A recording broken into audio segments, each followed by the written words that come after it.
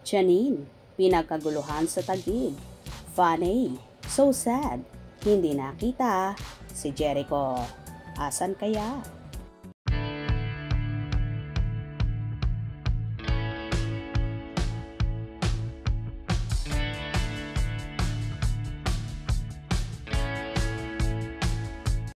Nagkaroon nga ng show sa Vista Mall Taguig City ang Bida Kapamilya nitong December 7, 2024. Kasama nga dyan ang ilang cast ng hit seryeng Lavender Fields.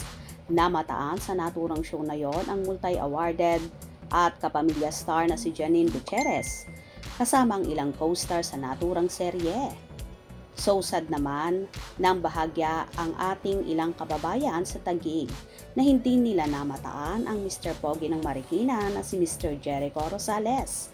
Si Eko kasi ang gumaganap na Tyron de Vera na asawa ni Iris Benavides, Janine, na mas kapanapanabik nga ang mga susunod na tagpo sa painit na seryeng ito. Umaasa kasi ang kanilang fanay na matutunghayan nila sa naturang lugar ang bagong lovebirds na magpapakilig sa lahat. Pero sayang nga lang at wala si Eko.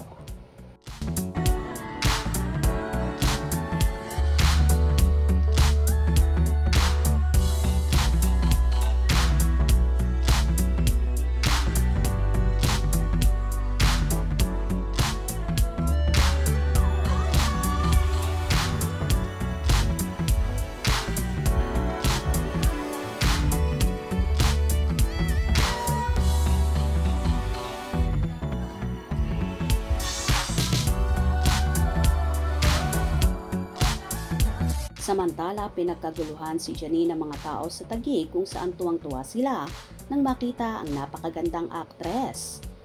Sobrang ganda kasi ng dalaga at lutang na lutang ang kaseksihan sa suot-suot na t-shirt na red at nakapalda ng cream. Panay naman ang kaway ng aktres sa ating mga kababayan kung saan nagpasalamat ang dalaga sa lahat ng tumatangkilik sa kanilang palabas at ganun din sa iba't ibang show ng Kapamilya Network.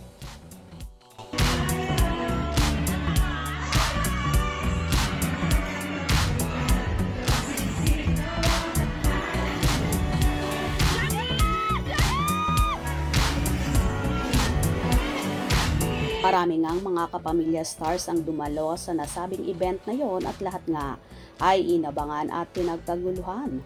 Lalong higit ang grand winner ng Pinoy Big Brother Gen 11 na si Fiang Smith kasama ang kanyang ka-love team na si JM Ibarra at ang ilan pang housemates kagaya ni Colette, Kai at marami pang iba. Kung nagustuhan nyo ang video na ito, comment down below.